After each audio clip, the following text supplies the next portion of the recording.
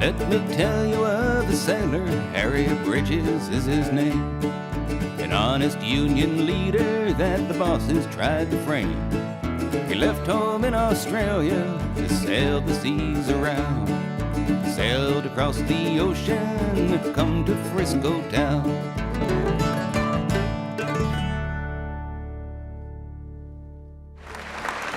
In 1919, a young immigrant sailor arrived in San Francisco looking to do some sightseeing in the city of his favorite writer, Jack London. He would spend the next 70 years there. He'd married 3 times, had 4 children, traveled the world, and made the cover of Time magazine. But the most important thing that he did was to spend his time organizing. His life would be one of struggle and controversy, with the dubious honor of enduring the longest attempt in American history to deport an individual. He was revered by some, hated by others, a hero or the devil incarnate. It all depended on your point of view. He simply considered himself to be a working stiff, and he was a lot better at his organizing than he was at playing his mandolin.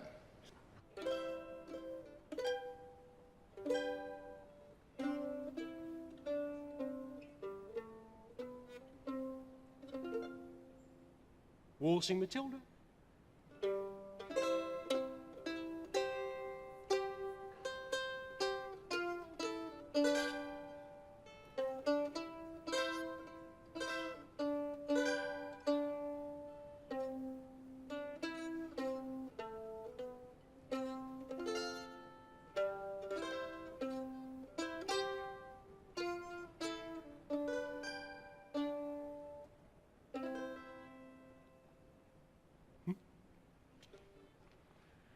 Well, brothers and sisters, welcome. You know, it's a funny thing. I came to America when I was 18, and God knows I had to fight hard enough to stay here, and I'm an American citizen, and I'm a proud member of an American union, and what do I have sitting at home? A stuffed koala and a boomerang. I'll tell you one thing about getting old. It gives you memories. In fact, the older I get, the more I remember. Not what I had for breakfast, that can be a real tough one, see? But of years ago, of history, which in this country is about as useful as a stuffed koala and a boomerang. Especially if your history is of working people, of regular working stiffs. See, if I was here tonight to give a lecture on Thomas Jefferson, or George Washington, or Benjamin Franklin, there'd be a line of people up the street waiting to get in. Be a much more respectable audience too, not a lot of riff-raff like you lot. And of course I wouldn't be here either. Now don't get me wrong, I mean they might be great men, I don't know. But John L. Lewis, Joe Hill, if I was giving a talk on them, we'd have a hard time giving any tickets away, and I know they were great men, see?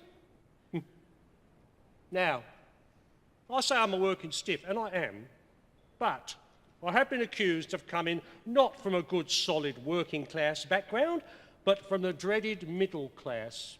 And you know what? I have to confess, it's true. And when I say confess, I know what I'm talking about.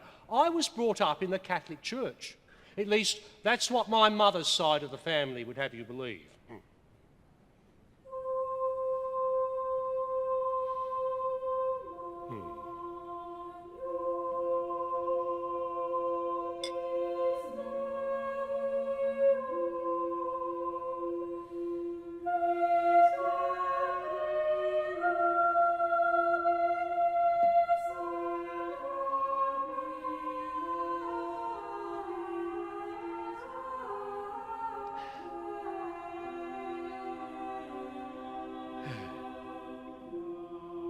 4 years, I was a choir boy. 4 long years of choir practice and confessions. God help us. You know, the hardest thing for a kid when you're in the confessional is to beat down the temptation to make a few things up.